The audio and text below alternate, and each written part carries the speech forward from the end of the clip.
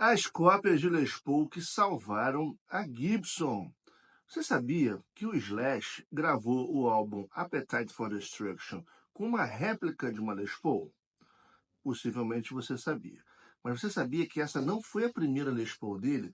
Que ele teve em 85 uma outra Les Paul que também era uma réplica? E você sabia que essas réplicas eram sensacionais e muito melhores do que o que a Gibson estava produzindo na época? Eu sou o Rolo, esse é o canal Rolo Guitar, o seu canal de histórias de guitarras. Confira essas maravilhosas histórias.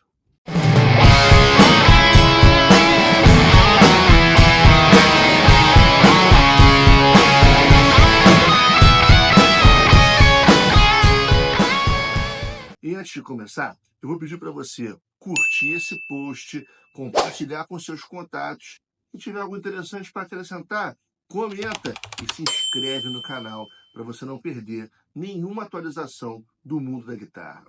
Em 52, quando foi lançada, a Les Paul ainda era uma guitarra muito experimental.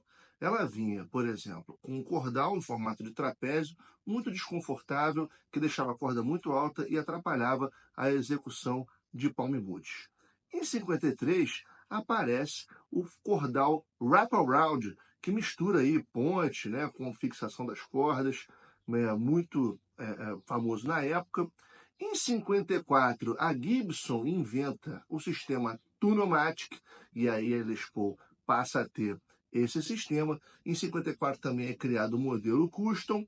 Em 55 e 56, a Gibson não dá grandes atualizações na Les Paul, mas em 57, Seth Lover inventa o humbucker, e isso muda completamente a guitarra. 57 ainda foi o último ano em que a Les Paul tinha um acabamento apenas Gold Top. Em 58, começa a era das bursts, a melhor fase que a Gibson já teve na produção de suas Les Pauls. Em 58, ela utilizava basicamente madeiras de qualidade nobilíssima, como mogno hondurenho, muito leve, muito ressonante, o jacarandá brasileiro na escala, que também é uma madeira muito rara e muito eficiente para esse fim. E em 58, o tampo era de maple, geralmente liso, embora tenha alguns flames, alguns tops diferenciados em 58, mas a maioria era plain top. Em 59, a Gibson lança o modelo que ficou conhecido como Holy Grail, como a melhor guitarra que ela já produziu, onde ela introduz aí, além dessas configurações de madeira maravilhosas, o top de flamed maple de alto nível. Você tem guitarras muito figuradas, muito bonitas no seu acabamento. O braço da Les Paul em 59, ele é mais fino, ele não é aquele braço taco de beisebol, né, que a Gibson usou até 58. Em 60, a Gibson mantém mais ou menos as especificações da Les Paul de 59, com duas importantes modificações. O braço é ainda mais fino, né? É o chamado Slim Taper. Muita gente não gosta, mas ele realmente é mais rápido para tocar. E a Gibson muda um pouco a receita do seu verniz nitrocelulose, que fazia com que as Les Paul de 59 rapidamente perdessem a sua coloração original e virassem aqueles famosos lemon bursts. Elas estão amareladas, né, parecidas com um limão. Só que em 61, a Gibson decide simplesmente paralisar a venda da Les Paul. Não fabrica mais a Les Paul, ela passa a trabalhar com o modelo SG, que vira o seu novo carro-chefe. A Les Paul é aposentada por causa do seu fracasso de vendas. Mas esses modelos de 57, 58, 59 e 60 são famosíssimos, são considerados a melhor safra que a Gibson já teve e ficam na memória dos músicos que somente aprenderam a dar valor a isso aí quando o Eric Clapton lança o seu álbum com John Mayall e os Blues Breakers, onde ele aparece com uma Les Paul de 59, a Piano Burst, com um timbre fantástico ligado no amplificador Marshall, vira uma verdadeira escola de rock, essa combinação Les Paul e Marshall, graças ao Eric Clapton. A Gibson, por causa disso, acaba voltando a fabricar Les Paul, mas aí ela já faz com um grande declínio da qualidade, já na gestão Norlin, onde ela lança uma Les Paul com um corpo em sanduíche, ao invés de uma peça única de mogno. O mogno já não é mais o hondurenho, passa a ser o africano, ou o mogno de outras origens, muito mais pesado. Eles colocam uma lâmina de maple entre duas peças de mogno, fazendo com que a guitarra ficasse realmente muito pesada. A Les Paul lança o modelo Deluxe, com mini humbuckers, as custom continuam sendo fabricadas e elas também têm essa característica do corpo sanduíche. Muita gente torce o nariz, dizendo que elas não tinham mais a mesma qualidade de antes. Nos anos 80, Van Halen traz a revolução das superestratos. Coloca as guitarras com alavancas Ford Rose, muitas casas, né, 24 trastes, para você explorar o máximo do potencial da guitarra possível. Vem a geração dos shredders, e tanto a Fender quanto a Gibson experimentam um verdadeiro declínio nas suas vendas e quase chegam à falência. É nesse cenário onde a Gibson tenta se reinventar e se adaptar a esse novo mercado que alguns luthiers, e mais precisamente o Max Baranet e o Chris Derrig, começam a criar réplicas das Les Pauls de 1959, que eram tão boas e tão bem construídas, e a Gibson já não fazia mais há muito tempo. A Gibson insistia no seu modelo de custo reduzido, com material de qualidade inferior da era Norley, e, enquanto isso, esses luthiers, que na verdade não faziam meras réplicas, faziam cópias muito fiéis da melhor fase da Gibson, e muita gente diz que tanto o Max quanto o Chris criavam modelos muito superiores ao que a Gibson estava comercializando e são o embrião do projeto VOS da Gibson, o Vintage Original Specs, onde vem as séries Reissue. São inspirados pelo trabalho desses luthiers que se voltam no tempo para tentar reproduzir o sucesso das Les Pauls de 1959.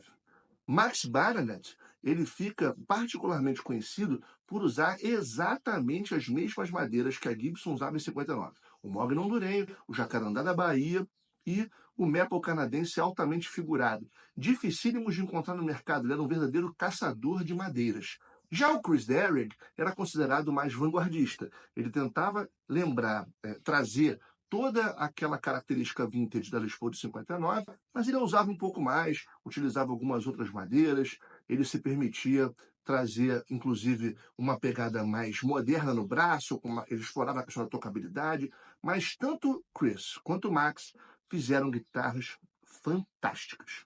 Você sabe, já deve ter ouvido falar, que o Slash, em 86, estava gravando o álbum Appetite for Destruction, o álbum de lançamento do Guns N' Roses, e ele estava tirando um som horroroso no estúdio, com guitarras BC Rich, com guitarras da Jackson, até com a SG da Gibson. O som estava muito ruim, ele estava furioso já tinha destruído uma SG, inclusive, tacando lá na parede, de tanta raiva que ele estava por não estar conseguindo timbrar legal. E o produtor da banda, o Alan Niven, foi lá até a loja e comprou uma réplica de Les Paul 59 feita pelo Chris Derrig. Uma das 20 apenas que Chris Derrig possuiu. São guitarras raríssimas. Você tem pouquíssimos músicos que têm um exemplar feito pelo Chris Derrig, e elas eram consideradas maravilhosas. O Slash acabou recebendo esse modelo, gravou o Appetite for Destruction, e até hoje Slash diz que essa é a sua melhor guitarra, é a sua principal guitarra utilizada em gravações. É essa réplica feita pelo Chris Derrig. E isso definiu o som do Slash, fez com que a Les Paul voltasse ao mercado, a Gibson ressurgiu com seus modelos clássicos, graças ao Appetite for Destruction, graças ao Slash.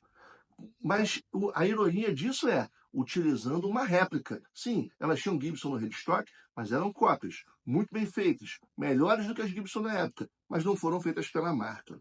Agora, você sabia que essa também não era a primeira guitarra que o Slash teve de modelo Les Paul? Pois é, em 85, antes de começar as gravações do Appetite for Destruction, ele tinha uma outra Les Paul, feita dessa vez, alegadamente, pelo Max Baranet, que era também uma réplica de Les Paul, que ficou conhecida como Hunter Burst. E por quê? Porque ela pertenceu, antes do Slash, ao guitarrista Steve Hunter, que era guitarrista do Alice Cooper.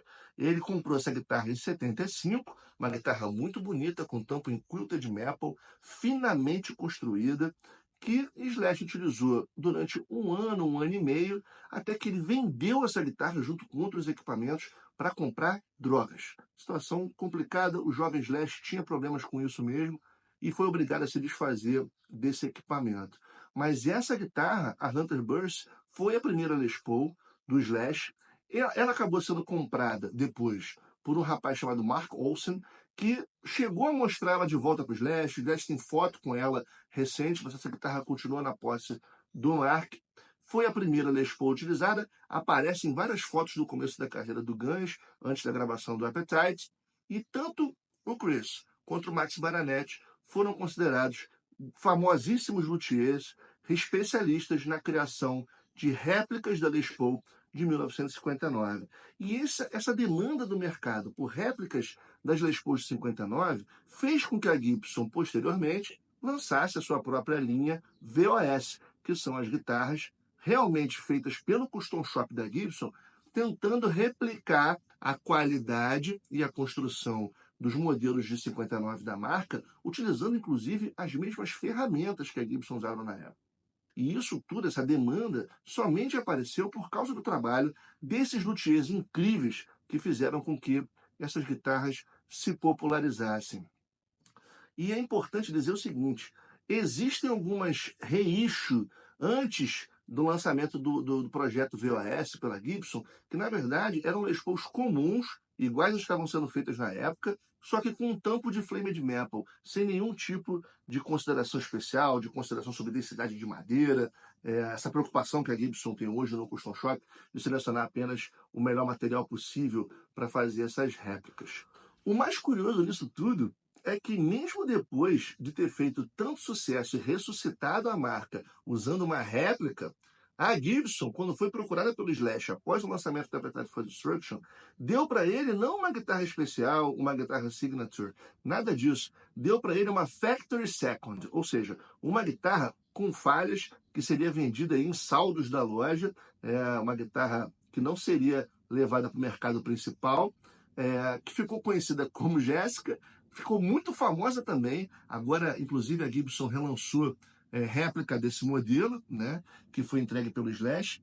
E todo esse descaso, aparentemente, né, que a Gibson teve com o Slash, foi injusto, porque o Slash sozinho conseguiu fazer com que nos anos 90 a Gibson voltasse a ser uma marca proeminente no mercado, retomando a glória que ela tinha perdido nos anos 80.